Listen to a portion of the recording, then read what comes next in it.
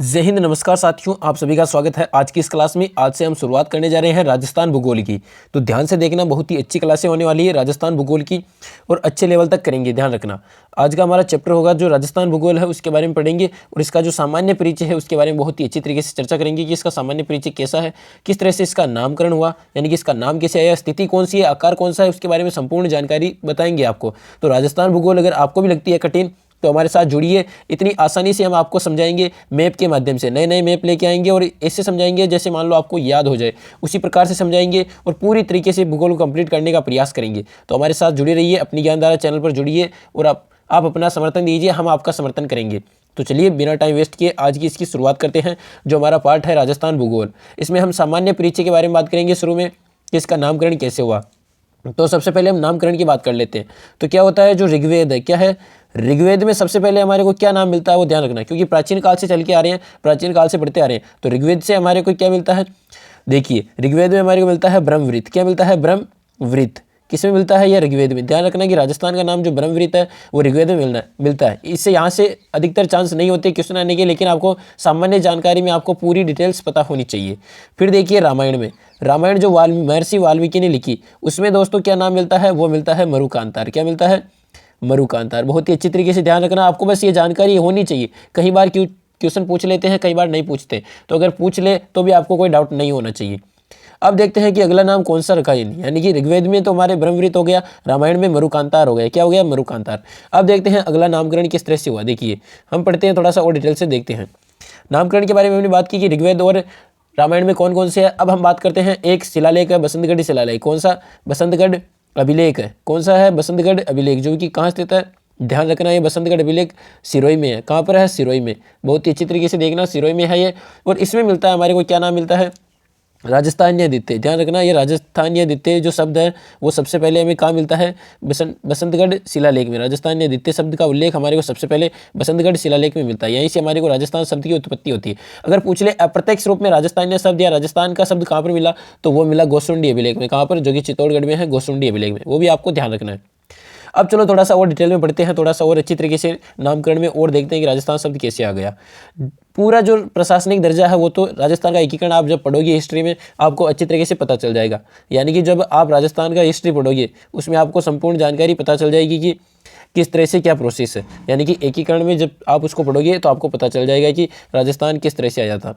अब देखते हैं, थोड़ी सी और डिटेल में चर्चा कर लेते हैं क्या प्रोसेस है। जैसे हमने बात कर ली, क्या बात करी कि इसमें जैसे राजस्थानीय शब्द बसंतगढ़ शिलालेख में से मिला। अब इस जो राजस्थान जो हमारा भूभाग है, इसका सबसे पहले शब्द का प्रयोग एक होता है राजपूताना।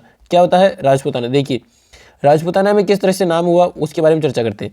देख तो यानी कि जो हमने पढ़ लिया था कि वो होता है जैसे राजपूताना। राजपूताना शब्द की उत्पत्ति कहाँ से हुई, यानी सर्वप्रथम इसका प्रयोग किसने किया, तो 1800 ईस्वी में हुआ था इसका प्रयोग। कब, 1800 ईस्वी में। किसने किया था, ध्यान रखना, जॉर्ज थॉमस ने।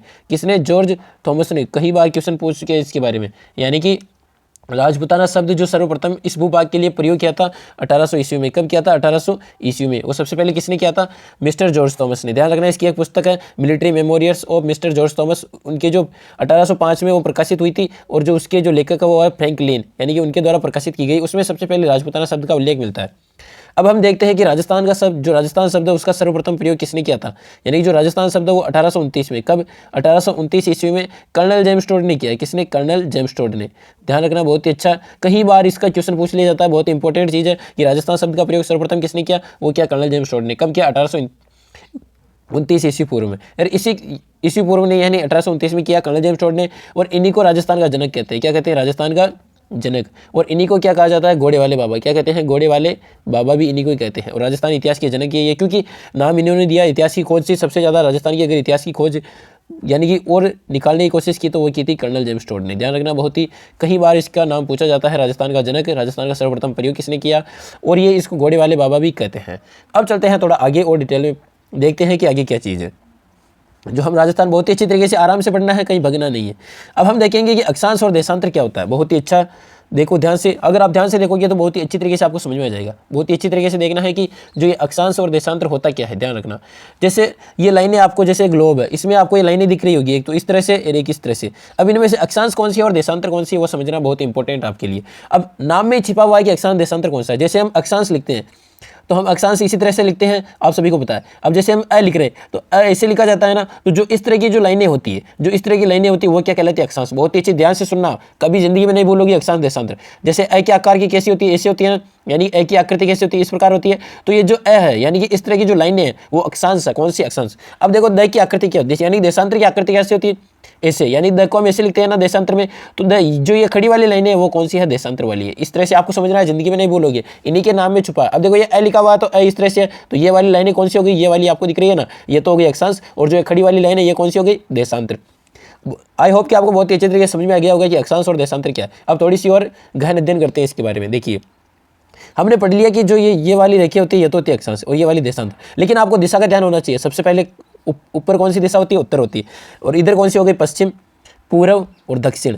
अब देखो, दक्षिण से लेकर जो ये होती है, यानी उत्तर से लेकर दक्षिण तक जो दिशाएं होती है, जो रेखाएं होती है, वो ध्यान रखना देशांतर कहलाती है। यानी देशांतर रेखा उत्तर और दक्षिण के मध्य होती है, और जो ये पूर्व से पश्चिम के मध्य रेखा होती है उसे अक्षांश, यानी कि पूर्व से पश्चिम में कौन सी रेखा होती है? अक्षांश होती है। इस तरह से आपको दिशा ध्यान होनी चाहिए। अब देखते हैं थोड़ा सा इसके बारे में कि स्थिति विस्तार किस तरह से है इसका, राजस्थान का।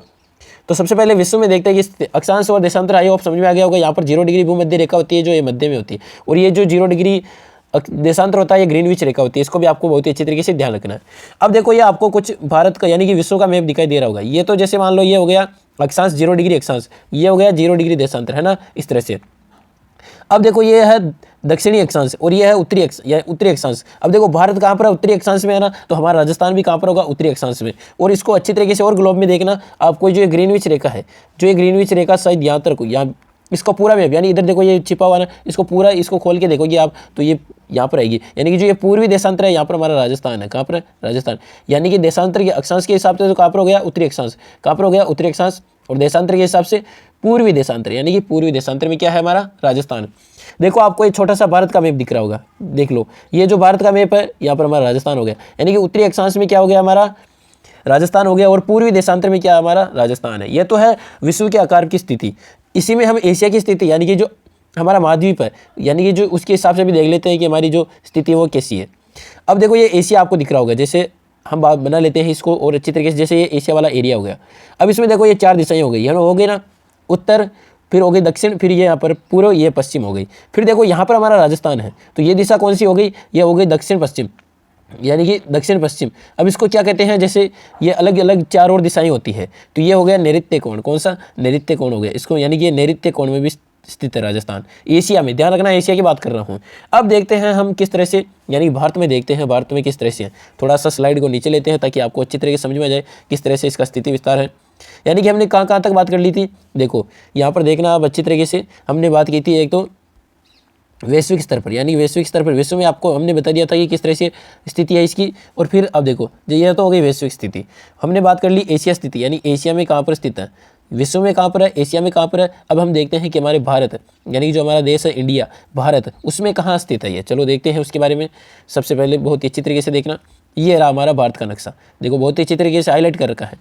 आपको दिशाओं के बारे में पता होना चाहिए कि कौन कौन सी दिशाएं।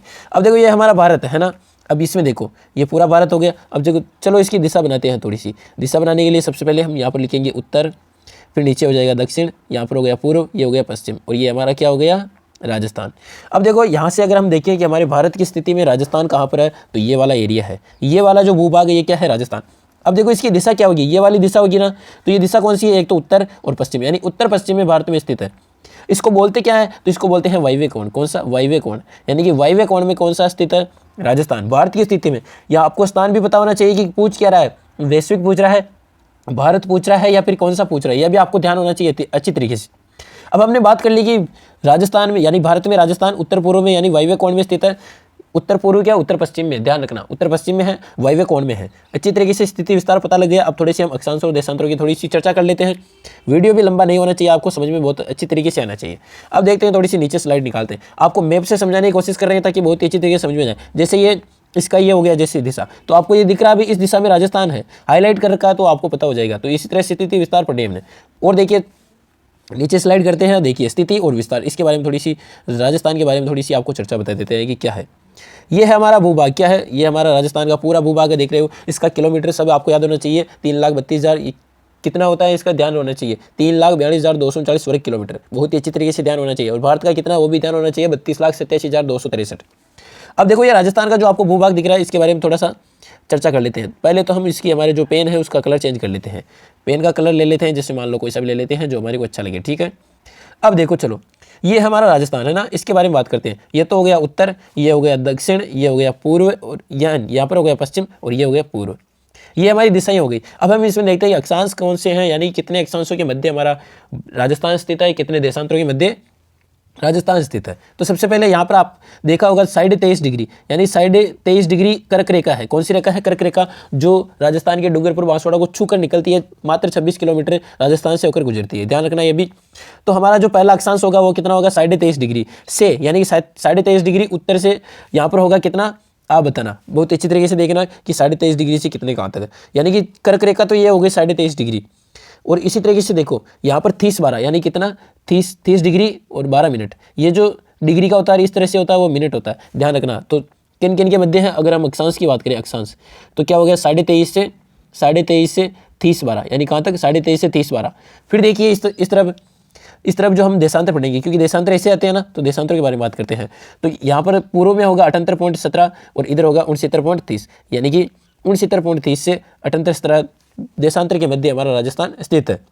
ये ध्यान रखना, बहुत ही अच्छी तरीके से हमने इसको समझाने की कोशिश की। अब देखते हैं इनके गांव कौन कौन से हैं लास्ट सीमा के अंदर, तो चलिए उसके बारे में डिटेल से चर्चा कर लेते हैं। तो सबसे पहले देखिए ऊपर हमारे को कोणा नजर आ रहा है। क्या नजर आ रहा है? कोणा। यहाँ पर देखो कोणा है ना, तो सबसे पहले यहाँ पर ध्यान रखना कोणा गाँव है। कौन सा गाँव अंतिम में? कोणा, श्रीगंगानगर में है। अब देखो हमारे को कुंड में जाना है, यानी नीचे जाना है। कुंड ऊपर होते हैं, नीचे होते हैं, कुंड तो बहुत गहरे होते हैं। तो यानी कि सबसे निचला जो स्थान है वो हमारा, वो कौन सा गाँव होगा? बोरकुंडा, यानी कि बोरकुंड गाँव होगा। कौन सा? बोरकुंड, बांसवाड़ा में। इधर आपको ध्यान रखना होगा सिलावट। क्या? सिलावट या सिलान कई बार नाम आ जाते हैं। ये धौलपुर में है। कहाँ पर है? धौलपुर में। अब देखो जो हमारा इधर का एरिया वो कौन सा है? पाकिस्तान वाला ना, काटो इसको, यानी कि इन सभी को काटो। कौन सा गांव? कटरा गांव। और सभी को यानी समान पर, यानी सम तहसील कटरा गांव हो गया। और जिला कौन सा होगा इसमें? जैसलमेर जिला होगा। बहुत ही अच्छी तरीके से समझ आया होगा आपको कि कोणा है तो कोणा, यानी सबसे ऊपर कोणा है तो चलो कोणा गाँव हो जाएगा। कुंड में चलते हैं नीचे, बांसवाड़ा में, यानी नीचे कौन सा है? बोरकुंड। फिर देखो सिलावट आपको याद रखना है, और इधर पाकिस्तान वाले को काटो, यानी कटरा गांव हो गया। फिर सभी को काटना है तो सम तहसील हो गई। चलो अब चलते हैं, थोड़ा सा और विस्तार से चर्चा करते हैं, थोड़ी सी और डिटेल से चर्चा कर लेते हैं। 5-10 मिनट और ले लेते हैं, फिर इस क्लास को खत्म करते हैं, क्योंकि क्लास बहुत ज़्यादा लंबी हो सकती है। चलो नीचे चलते हैं थोड़ा सा। ये क्या हो गया, इसके बारे में बहुत ही अच्छी तरीके से समझेंगे हम आपको, किस तरह से राजस्थान का भूगोल आपको मैप के माध्यम से समझना है। आपको एक काम करना है कि ये देखो, ये जो मैप है आपको क्या करना है, ये जो सभी जिले दिख रहे हैं इन सभी को याद करना है, जैसे गंगानगर, हनुमानगढ़, बीकानेर, चूरू, इस तरह से आपको याद करना है, ताकि बहुत ही अच्छी तरीके से अगर आपको पूछे कि जैसलमेर कहाँ तो ये जैसलमेर, अजमेर कहाँ तो ये अजमेर, इस तरह से आपको याद होना चाहिए, बाड़मेर, इस तरह से सभी जिले याद होने चाहिए, ताकि आपको बहुत ही अच्छी तरीके से नक्शा याद होगा, तब आप जाके क्या करोगे, बहुत ही अच्छी तरीके से भूगोल समझ में आएगा। अब जैसे हम थोड़ी सी और चर्चा कर लेते हैं, लास्ट इसके बारे में हम बात कर लेते हैं कि अंतर्राष्ट्रीय सीमा, इसकी जो सीमा है उसके बारे में बात कर लेते हैं कि इसमें अंतर्राष्ट्रीय कितनी है और कुल कितनी है और अंतर्राज्यीय कितनी है, ये चर्चा कर लेते हैं। फिर अगली वीडियो में हम कल बहुत ही अच्छे तरीके से अगला और चैप्टर इसको बहुत ही आगे बढ़ाएंगे। देखिए सबसे पहले तो इसकी कुल सीमा है 5,920, कितनी है? 5,920 कुल सीमा। इसमें से यहाँ पर बाकासर बाड़, यानी ये बाकासर बाड़मेर से हिंदुमन कोट गंगानगर, यानी कि यहाँ से लेकर यहाँ तक जो है ये अंतर्राष्ट्रीय है, यानी कि इधर पाकिस्तान वाला एरिया गया तो ये अंतर्राष्ट्रीय रेड ग्लिप रेखा कहते हैं, इसे क्या कहते हैं? रेड ग्लिप। और ये कितनी है? 1070 किलोमीटर। कितनी है? ध्यान रखना, 1070 किलोमीटर। और जो बाकी बची हुई है ये अंतर्राज्यीय, यानी कि राज्यों की चुती है। अब देखो 5,920 में से 1070 निकालेंगे तो कितनी आएगी? 4,850, यानी 4,850 क्या है? हमारी अंतर्राज्यीय। अंतर्राज्यीय ये भी ध्यान रखना। अब देखते हैं इनमें कौन कौन से राज्य आते हैं, तो 5 राज्य आते हैं। कितने? 5। थोड़ा सा हम कलर चेंज कर लेते हैं, बहुत ही अच्छी तरीके से समझना है आपको। देखो अब सबसे पहले यहाँ पर एक राज्य आता है जिसका नाम है पंजाब। क्या है? पंजाब। थोड़ा सा इसको डिलीट कर लेते हैं ताकि आपको पूरी अच्छी तरीके से समझ में आ जाए। देखो यहाँ जो एक राज्य आता है उसका नाम है पंजाब। क्या है? पंजाब। पंजाब छूता है 89 किलोमीटर, यानी कि 89 किलोमीटर सीमा किसकी लगती है? पंजाब की। इसके नीचे आता है फिर हरियाणा, इधर ले लेते हैं थोड़ा सा, हरियाणा से लगती है 1262 किलोमीटर। ध्यान रखना 1262 किलोमीटर। फिर आता है यहाँ पर उत्तर प्रदेश, यूपी, यानी कि उत्तर प्रदेश की लगती है मात्र कितनी लगती है? 800 कितनी लगती है? 677 है ना, 677 लगती है शायद। फिर देखिए ये एमपी हो गया, एमपी में लगती है 1600 किलोमीटर। कितनी? 1600 किलोमीटर। फिर इधर गुजरात हो गया, गुजरात की लगती है 1022। यानी कि ये जो जितने भी 5 राज्य, इनके नाम याद होने चाहिए, प्लस ये कितनी सीमा बनाते हैं, यानी कि कितनी सीमा राजस्थान साझा करते हैं इनके साथ, वो भी ध्यान होना चाहिए। ये ध्यान हो गया। तो इसके बाद में आपको क्या ध्यान रखना है वो देखो, पहले इसको डिलीट करते हैं। अब देखो जैसे ये पंजाब हो गया, तो पंजाब के ये देखना है कि पंजाब के राजस्थान के जिले कौन कौन से टच हो रहे हैं, जैसे गंगानगर हनुमानगढ़ ये टच हो रहे हैं। फिर जैसे ये हरियाणा आ गया, हरियाणा के कौन कौन से हो रहे हैं, जैसे सीकर चूरू झुंझुनू, इस जो भी हो रहे हैं वो आपको ध्यान रखना है बहुत ही अच्छी तरीके से, यानी कितने जिले सबसे ज़्यादा कौन सीमा बना रहा है, सबसे ज़्यादा और सबसे कम कौन बना रहा है, ये भी आपको ध्यान होना चाहिए। तो ये थी हमारी पहली क्लास, बहुत ही अच्छी तरीके से सामान्य परिचय हमने पढ़ने की कोशिश की है। अगर आपको किसी प्रकार का कोई डाउट हो तो कमेंट करिए, अगर आपको पढ़ाने का तरीका थोड़ा चेंज करवाना हो तो वो भी बताइए। आप जैसा करोगे हम वैसे उसी तरह से टीचिंग यानी कि आपको पढ़ाने के तरीके में चेंज कर देंगे। आप जैसा बोलोगे उस तरह समझाने का प्रयास करेंगे। मेन फोकस आपको समझना है, वो ध्यान होनी चाहिए। बहुत ही अच्छी तरीके से समझेंगे, किस तरह से लेवल तक लेकर जाएंगे। राजस्थान जियोग्राफी आपको बहुत अच्छी तरीके से समझाएंगे, एनिमेशन के माध्यम से समझाएंगे, मैप इस तरह के मैप आपको लेकर समझाएंगे, इस तरह के मैप जो आपको क्लासों में याद करवा देंगे हम। लेकिन आपको कोशिश पूरी करनी होगी कि किस तरह से याद करने की कोशिश करनी है, वो भी ध्यान रखना है। जैसे जैसलमेर, इस तरह के जो सभी राज्य हैं उनको याद करना है। राज्य याद करने यानी कि जो राज्य है उनको याद करने के बाद जिले भी आपको याद होने चाहिए, 5 जिले यानी 5 राज्य याद, और उनकी कौन कौन सी वो सीमा बना रहे। तो ये थी बहुत ही अच्छी तरीके से पढ़ा है आपने, बहुत ही अच्छी तरीके से एक बार क्लास को वापस देखना, रिवीजन करना, बहुत ही अच्छी तरीके से समझ में आएगा। यह था हमारा पार्ट 1। कौन सा पार्ट 1, यानी कि पहले में हमने थोड़ी बहुत जानकारी राजस्थान भूगोल के बारे में दी है। बहुत ही अच्छी तरीके से सामान्य परिचय पढ़ रहे हैं। जैसे हमारा सामान्य परिचय होता है, हमारा नाम, इस तरह के जो भी हम कहाँ से हैं कैसे हैं, उस तरह से जो हमारा सामान्य परिचय वही हम पढ़ने जा रहे हैं। अगर आपको समझ में नहीं आ रहा था एक बार वापस देखिए, बहुत ही अच्छी तरीके से समझाने की कोशिश की। अक्षांश देशांतर सभी को एक बार जो हम कल पढ़ेंगे अगली क्लास में उसको भी बहुत ही अच्छी तरीके से लेवल तक लेकर आएंगे, बहुत ही अच्छी तरीके से। बहुत ही अगर आप क्लास देख रहे हो तो लिखने की भी कोई ज़रूरत नहीं है, आपको सीधा यहीं से क्वेश्चन देखने को मिल जाएगा। बहुत सारे क्या होता है क्लास देखते नहीं है और सीधा नोट्स लिखने लग जाते हैं, वो करने लग जाते हैं, क्लास को देखते नहीं है, जो लिखा रहे हैं वो लिख लो बस। इसलिए मैं नहीं लिखा रहा हूँ, ताकि आपको समझ में आना चाहिए। समझ में आ गया तो ये समझो कि लिखाने की कोई ज़रूरत नहीं है। शॉर्ट नोट्स अपने हिसाब से बनाओ ताकि पढ़ने में बहुत ही आसानी हो। तो आई होप ये क्लास बहुत ही अच्छी लगी होगी। अगर ये लगी है तो अपने मित्रों के साथ जो तैयारी कर रहे हैं राजस्थान एग्जाम किसी प्रकार की, उनके साथ शेयर करिए, ताकि उनका जो ज्ञान है वो भी आप बहुत अच्छी तरीके से बढ़े और उनका भी कोई ना कोई फायदा हो जाए। बहुत अच्छी तरीके से राजस्थान भूगोल को हमने कंप्लीट करेंगे, अच्छे लेवल तक लेकर जाएंगे। और हाँ, ट्रिक इनमें लेकर आएंगे, जहाँ पर ट्रिक होगी वहाँ पर ट्रिक से समझाने की कोशिश करेंगे। तो आप हमारा समर्थन कीजिए, हम आपका समर्थन पूरा करेंगे। तो तब तक के लिए मस्त रहिए, स्वस्थ रहिए, पढ़ते रहिए। जय हिंद, जय भारत।